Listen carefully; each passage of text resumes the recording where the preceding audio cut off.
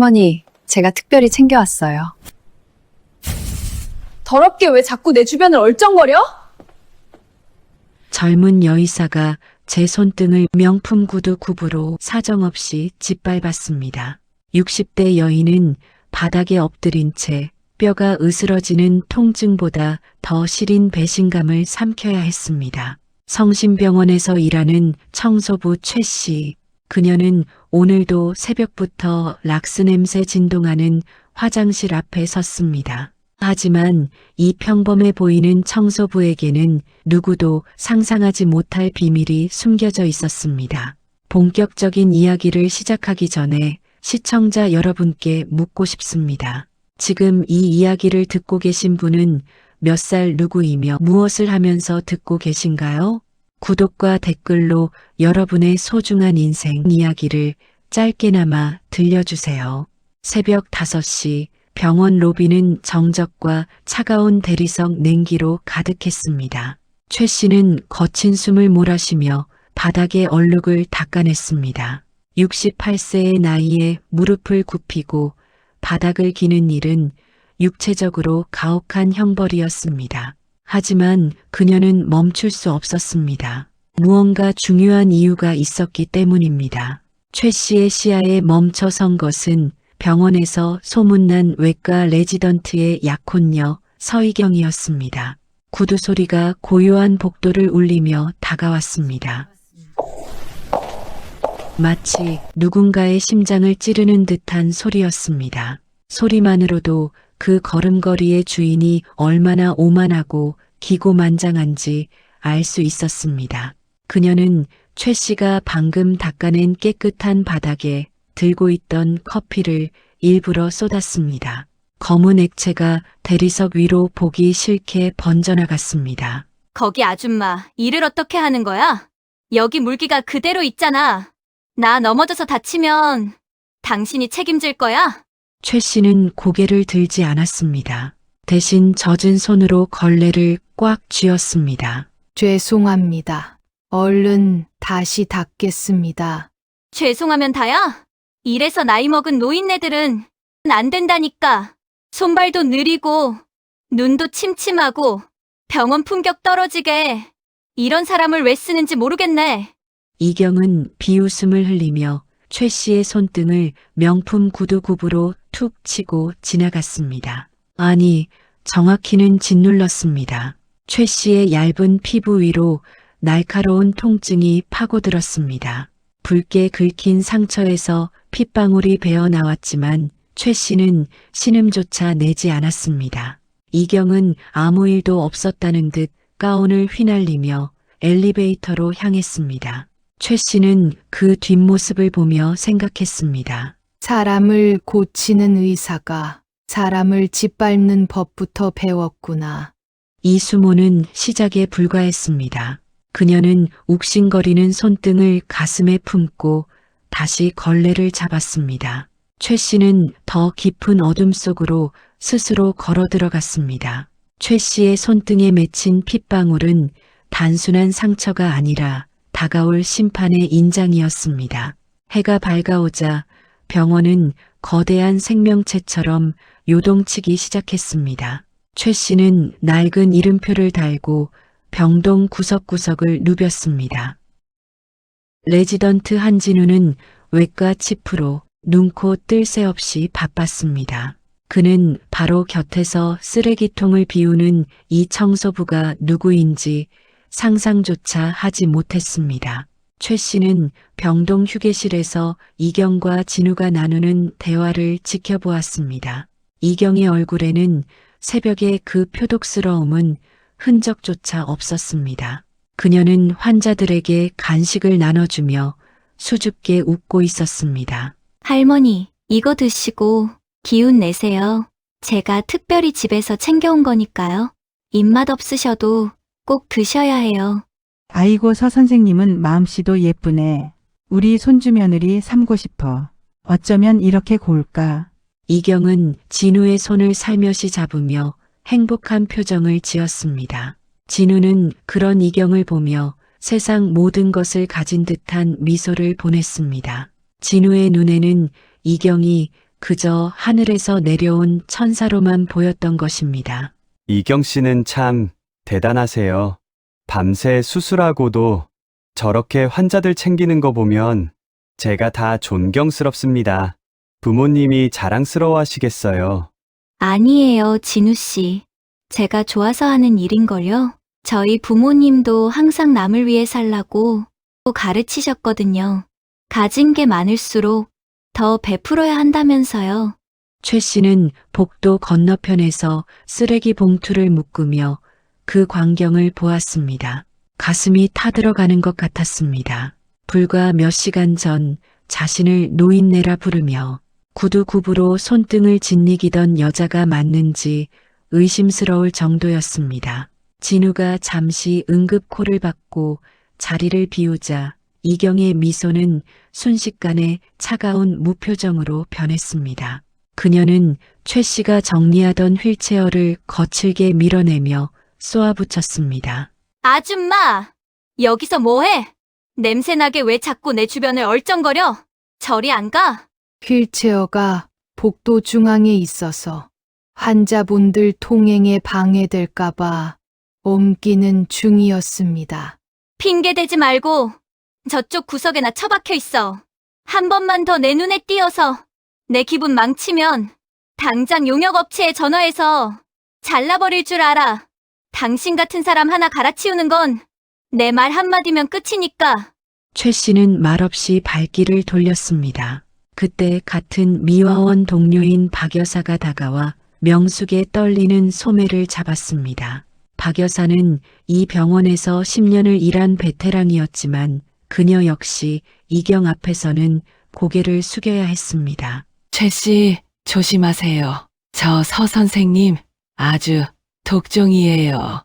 저번에 저희 반장님도 저 여자한테 잘못 걸려서 무릎 꿇고 빌다가 결국 울면서 나가셨어요. 이 사장님 아들 같은 사람 앞에서는 저러면서 우리 같은 사람들은 벌레 보듯 한다니까요. 인간이 어쩌면 저럴까 싶어요. 최 씨는 박 여사의 거칠은 손을 가만히 어루만졌습니다. 박 여사는 진심으로 그녀를 걱정하고 있었습니다. 최 씨는 병원 지하 미화원 휴게실의 눅눅한 공기 속에서 결심했습니다. 저 여자의 가면이 얼마나 두꺼운지 그 밑바닥에 무엇이 있는지 끝까지 지켜보겠다고 말입니다.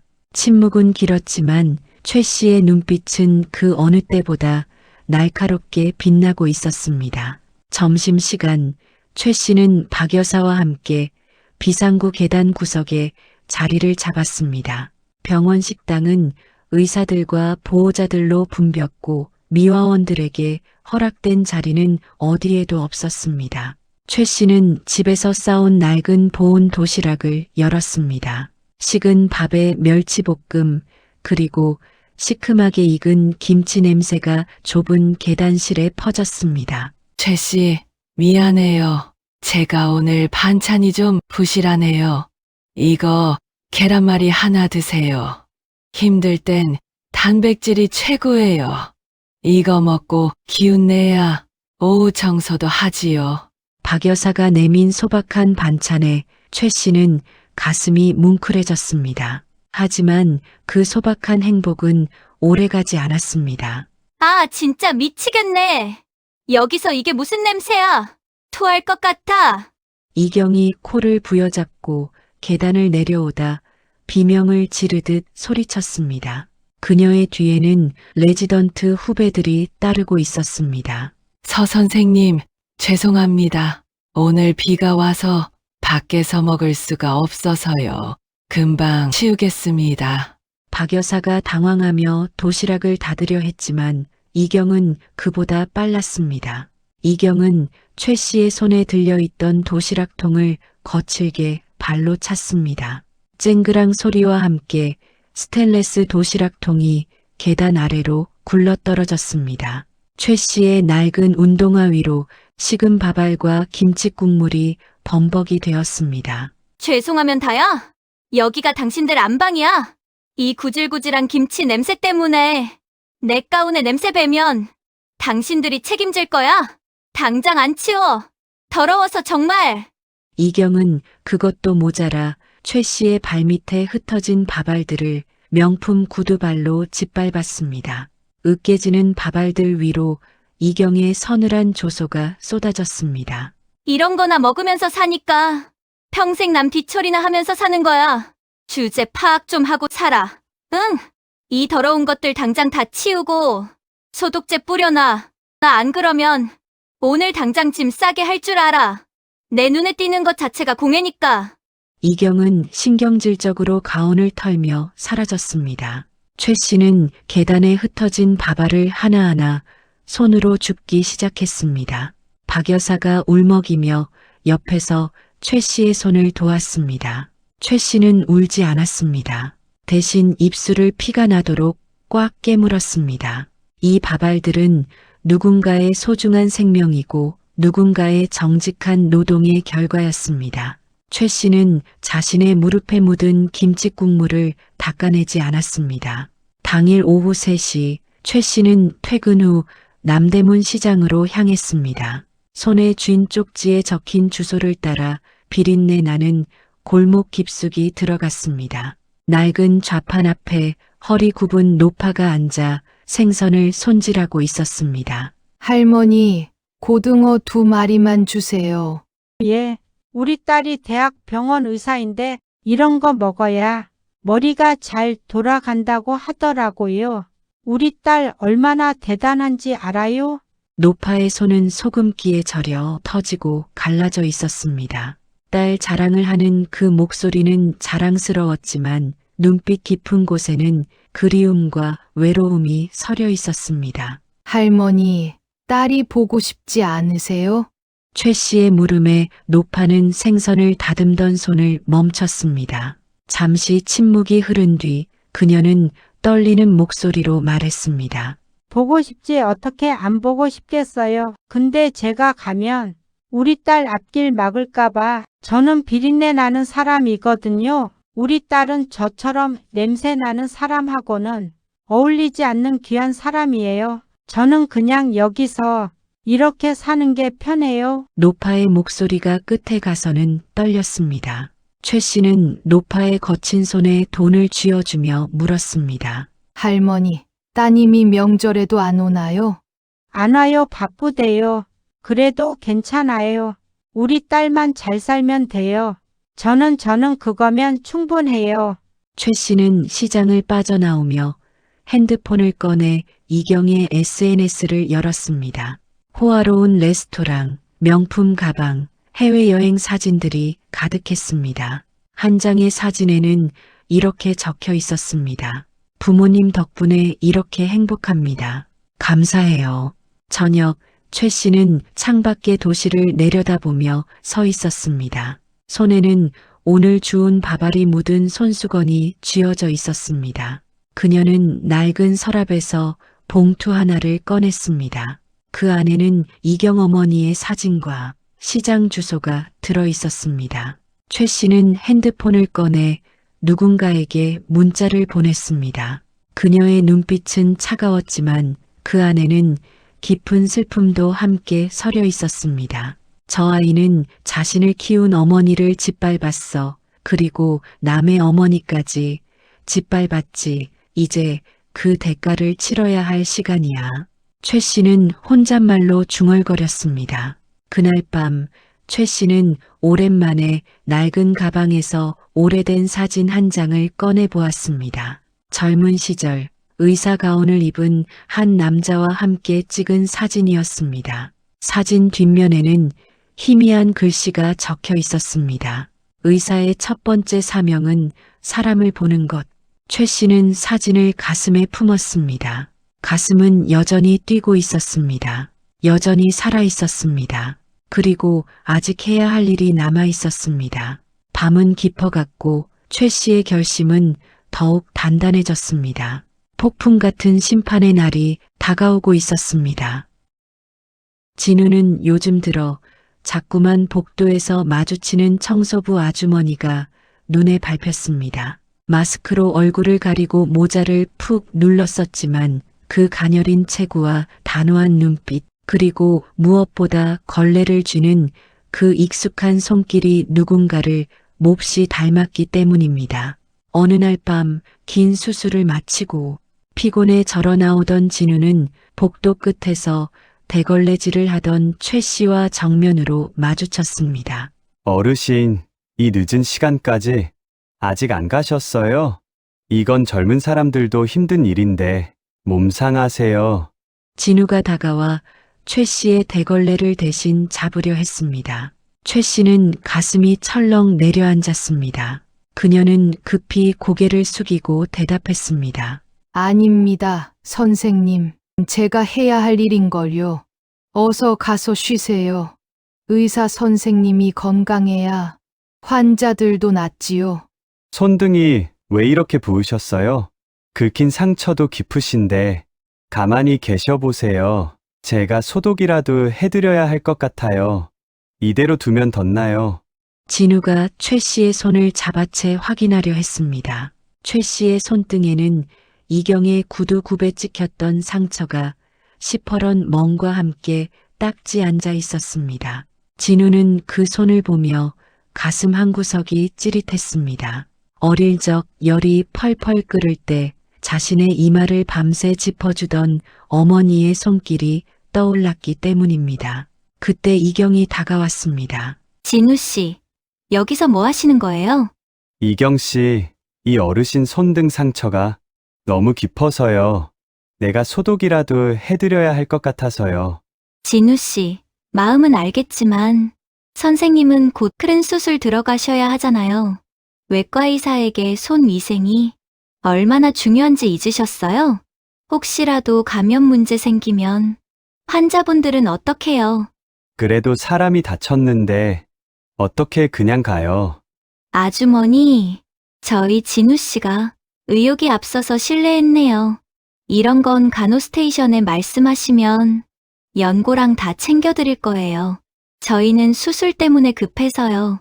진우 씨, 제가 아까 미화원분들 위해 기부금 낸 것도 이런 분들 체계적으로 지원받게 하려고 그런 거잖아요. 선생님이 여기서 이러시면 다른 의료진들 보기에 좀 그래요. 얼른 가서 손부터 씻으세요. 네. 꺼져. 이경은 진우가 돌아보는 찰나 최 씨를 향해 입모양으로만 속삭였습니다. 진우는 이경의 말이 맞는 것 같으면서도 묘한 위질감을 느끼며 끌려갔습니다. 다음 날 이경은 용역업체 팀장을 따로 불러냈습니다. 병원 뒤편 흡연실, 사람들의 눈을 피한 곳이었습니다. 팀장님, 부탁 하나만 들어주세요. 저기 새로 들어온 최 씨라는 청소부 있잖아요. 그 사람 좀 잘 지켜봐 주세요. 뭔가 수상해요. 수상하다니요, 서 선생님? 계속 우리 병원 곳곳을 기웃거리면서 의사들 스케줄까지 파악하고 있더라고요. 혹시 산업 스파이 아닐까요? 아니면 환자 정보 빼돌리려는 거라든가. 만약 이상한 행동 보이면 바로 저한테 연락 주시고 증거 확보되는 즉시 해고시켜 주세요. 알겠습니다, 서 선생님. 제가 특별히 신경 쓰겠습니다. 이경은 만족스러운 미소를 지으며 돌아섰습니다. 그녀는 그 수상한 청소부가 자꾸만 진우 곁을 맴도는 것이 불안했습니다. 혹시라도 자신의 과거나 거짓말이 들통날까봐 두려웠던 것입니다. 하지만 이경은 몰랐습니다. 자신의 행동 하나하나가 기록되고 있다는 사실을 말입니다. 그날 밤 진우는 어머니에게 전화를 걸었습니다. 어머니, 요즘 어떻게 지내세요? 잘 지내고 있다, 진우야. 너는 요즘 병원 생활은 어떠니? 저는 괜찮아요. 그런데 어머니, 오늘 병원에서 한 어르신을 뵀는데 왠지 모르게 어머니 생각이 많이 나더라고요. 날씨도 추워지는데 어디 편찮으신 데는 없으시죠? 그냥 갑자기 목소리 듣고 싶어서 전화했어요. 어머니, 상견례 날짜 잡으셨어요? 이경이가 부모님 뵙는 거 너무 기대하고 있어요. 그래, 다음 주 일요일로 잡았다. 장소는 내가 문자로 보내마. 전화가 끊겼습니다. 상견례를 불과 일주일 앞둔 어느 날 이경은 최 씨를 병원 지하 주차장 외진 구석으로 불러냈습니다. 그녀의 손에는 차가운 하얀 봉투 하나가 들려 있었습니다. 주위에는 감시 카메라조차 없는 음침한 곳이었습니다. 자, 이거 받아. 당신한테 주는 마지막 차비야. 이경은 봉투를 최 씨의 가슴팍에 툭 던졌습니다. 봉투가 바닥에 지저분한 물웅덩이 위로 떨어지자 최 씨는 가만히 그것을 내려다봤습니다. 이게 뭡니까? 서 선생님? 안에 300만 원 들어있어. 당신 같은 청소부한테는 석 달치 생활비나 다름없지? 당신네들 평생 가도 이런 돈 한 번에 못 보잖아. 조건은 간단해. 우리 결혼식 날 식장 근처에 얼씬도 하지 마. 그리고 진우 씨 앞에서도 알랑방구 끼지 말고 조용히 그만둬. 재수 없게 식전부터 노인네 냄새나는 얼굴 보기 싫으니까. 내 말 알아들었어? 최 씨는 천천히 허리를 숙여 바닥에 떨어진 흙탕물이 묻은 봉투를 집어들었습니다. 빳빳한 수표가 만져졌습니다. 최 씨는 이경의 눈을 똑바로 바라보며 물었습니다. 돈으로 사람의 진심과 입을 막을 수 있다고 생각하시나요? 사람의 가치가 고작 이 종이 몇 장이라고 믿으시는 건가요? 뭐? 이 할망구가 미쳤나? 주는 대로 고맙습니다 하고 받을 것이지. 어디서 훈계질이야? 주제 파악 좀 해. 당신 인생이 왜 그 모양인 줄 알아? 당신 같은 노인네들은 세상 돌아가는 법을 몰라서 그래. 내 돈이면 다 되는 세상인데 혼자 고결한 척은 역겹게 시리. 이경은 비릿한 웃음을 남기며 자신의 화려한 외제차에 올라탔습니다. 부릉거리는 요란한 엔진 소리와 함께 그녀는 어둠 속으로 사라졌습니다. 최 씨는 손에 든 봉투를 힘껏 쥐었습니다.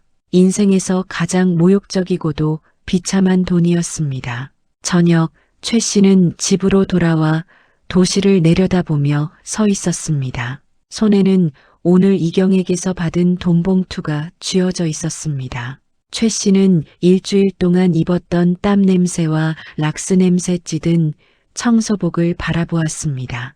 그리고 거울 앞에 섰습니다. 거울 속에는 고단한 노동에 지친 노인이 아닌 서슬퍼런 위엄을 가진 성심병원의 이사장이 서 있었습니다.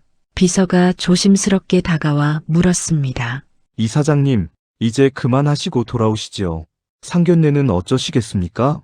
명숙은 거울 속 자신의 초라한 모습과 화려한 이사장의 위엄 사이에서 차갑게 미소 짓습니다. 상견례 해야지.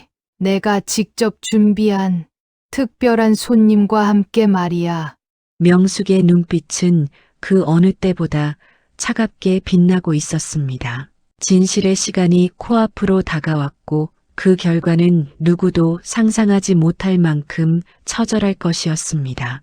그녀는 테이블 위에 놓인 흙탕물 묻은 300만 원 봉투를 보며 조용히 읊조렸습니다. 이경아, 네가 던진 이 돈은 네 무덤을 파는 삽이 될 거다. 상견례를 며칠 앞둔 어느 날 저녁, 이경은 쇼핑백들을 한가득 들고 진우의 아파트를 찾아왔습니다. 진우 씨, 이거 상견례 때 입을 옷인데 한번 봐줄래요?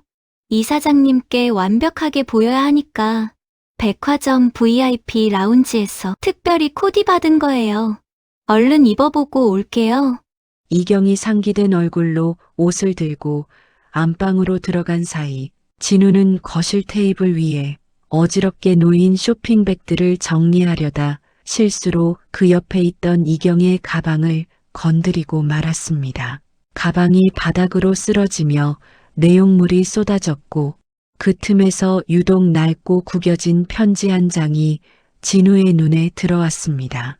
펼쳐보니 떨리는 손글씨가 빼곡했습니다. 이경아, 엄마가 너한테 미안하다. 내가 부끄러운 거 다 알아. 하지만 엄마는 그래도 너를 사랑한다. 명절에 바빠도 괜찮으니까 건강만 해라. 진우의 손이 떨렸습니다. 이경은 분명 부모님이 외교관 출신이라고 했기 때문입니다. 바로 그때 새 옷을 차려입고 환하게 웃으며 안방에서 나온 이경이 거울 앞에서 포즈를 취하며 외쳤습니다. 진우 씨, 어때요? 정말 우아하죠? 이 옷 입으면 이사장님도 저를 흡족해 하시겠죠? 저 오늘 정말 행복해요. 하지만 편지를 든 채 굳어있는 진우의 표정을 확인한 순간 이경의 얼굴에서 순식간에 핏기가 가셨습니다. 그녀는 거울 앞을 떠나지도 못한 채 얼어붙었습니다. 이경 씨, 여기 이경 씨 어머니에게서 온 편지가 가방에서 떨어졌어요. 이경은 정신이 번쩍 든 듯 달려와 편지를 낚아채듯 빼앗으며 고개를 돌렸습니다. 이거요? 실은 고향에 사시는 먼 친척 할머니가 보내신 거예요. 예전에 사고로 자식을 잃으셨는데 그때부터 정신이 온전치 못하시거든요.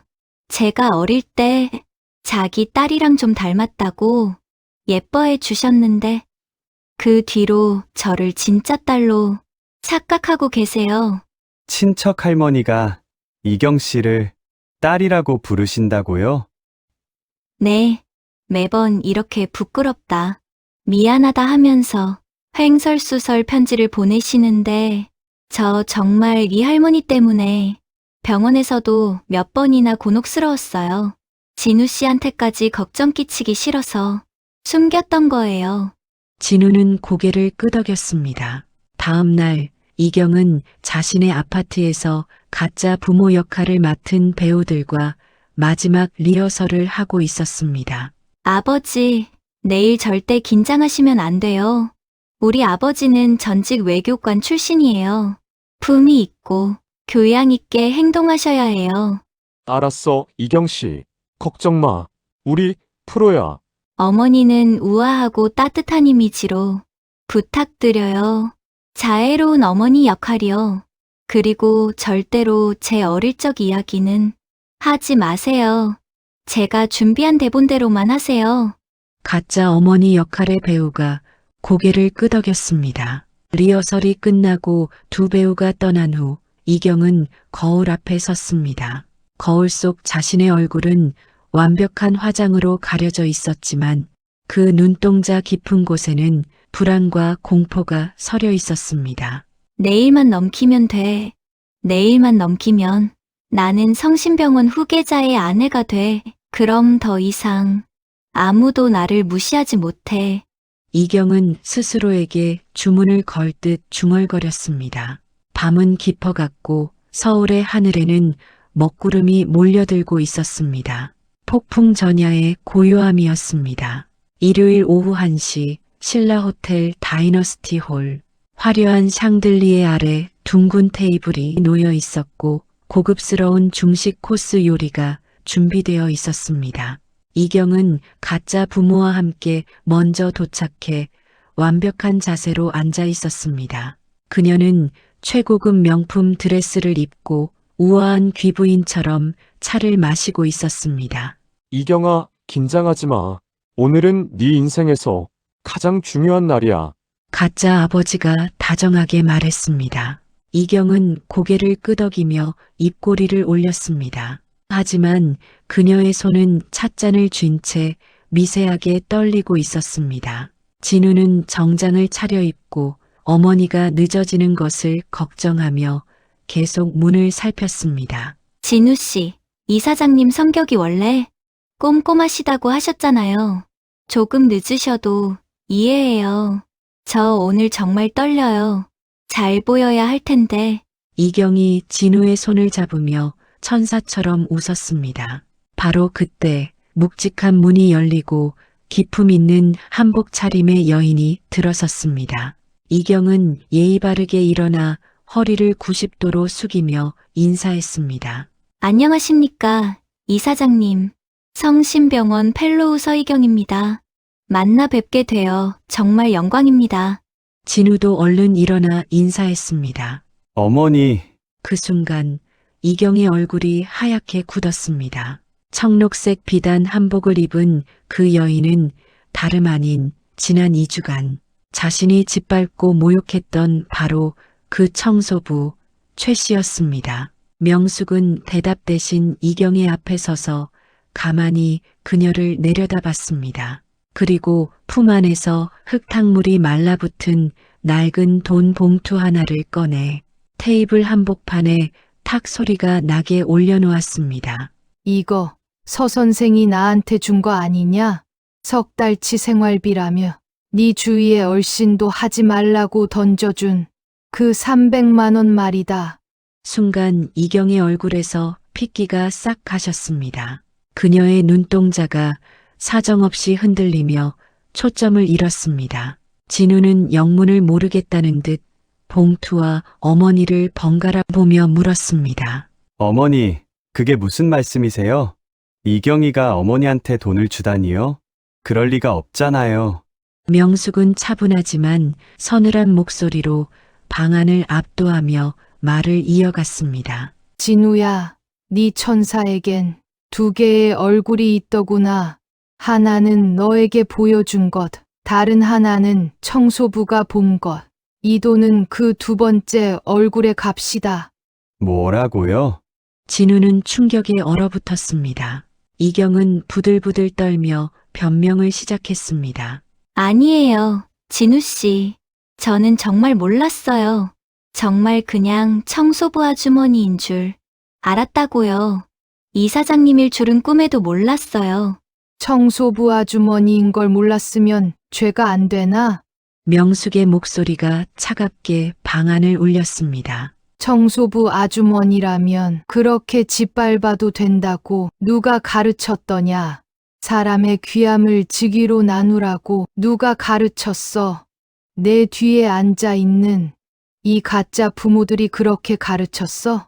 명숙의 시선이 가짜 부모 배우들에게 향했습니다. 두 사람은 당황해 서로의 눈치만 보며 안색이 변했습니다. 저희는 입 닥쳐.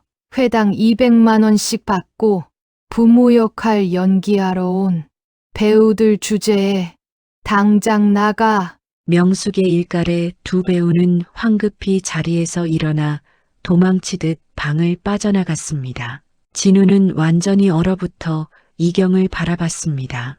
그때 문이 열리고 명숙의 비서가 허리 굽은 노파 한 분을 조심스럽게 부축해 들어왔습니다. 낡은 옷을 입은 그 노파의 손은 소금기에 절여 터지고 갈라져 있었습니다. 이경아, 우리 딸 이경아.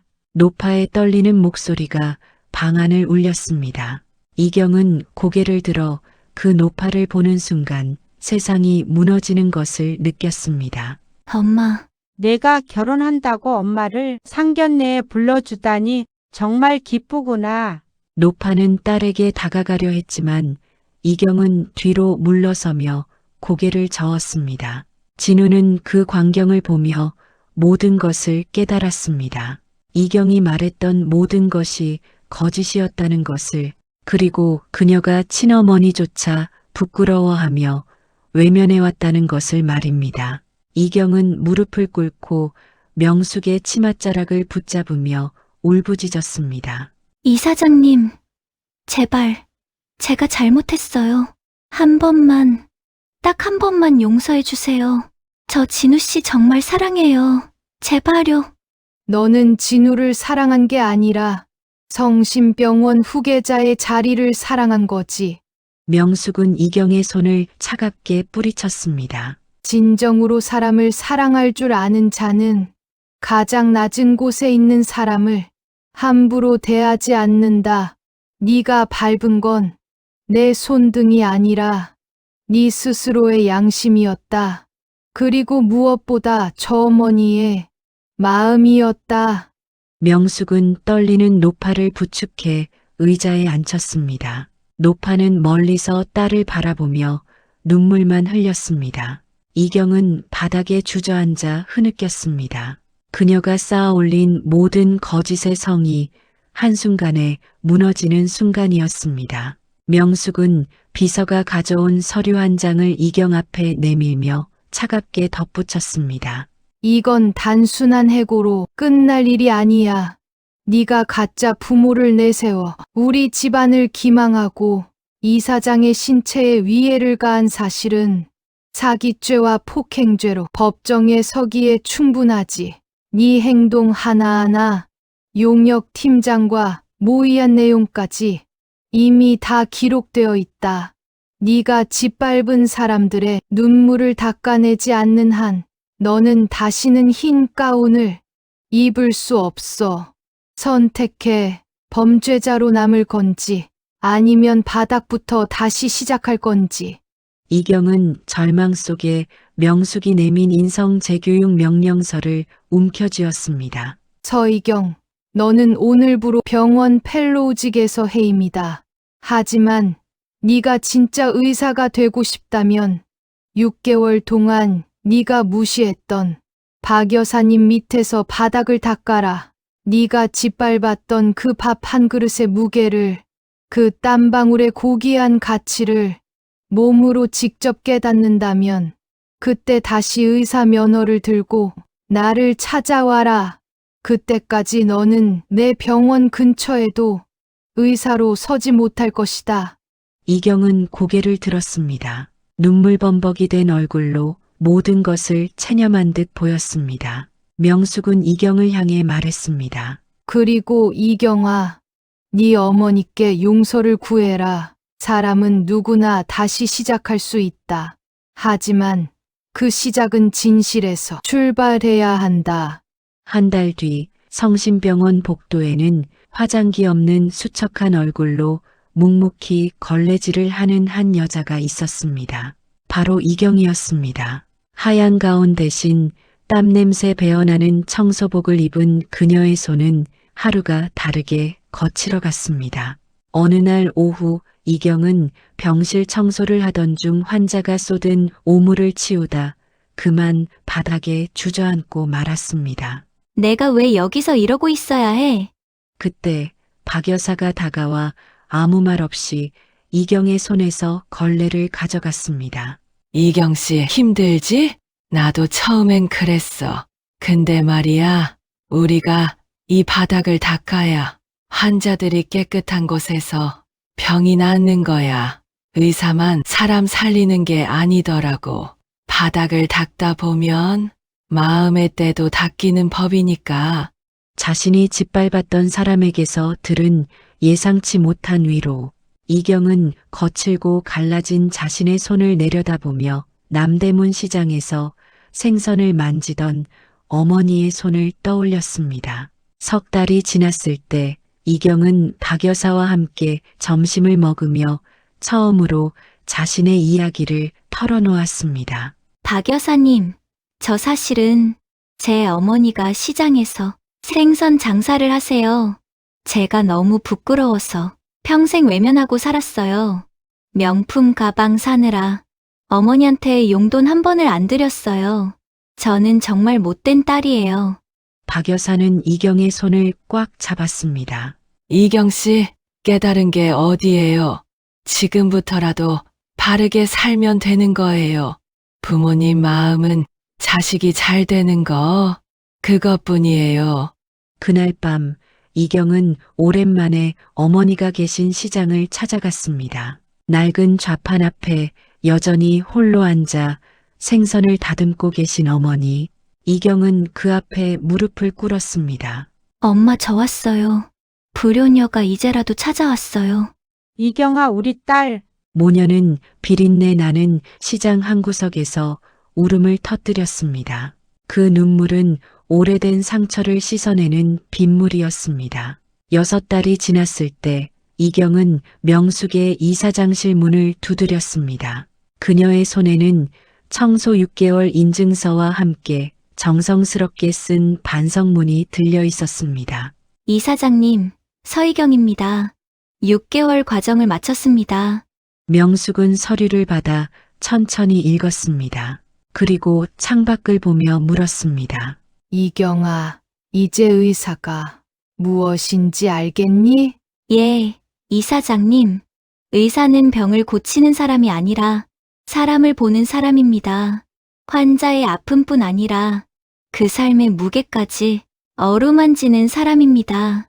명숙은 고개를 끄덕였습니다. 그래, 내가 드디어 깨달았구나. 하지만 아직 끝이 아니다.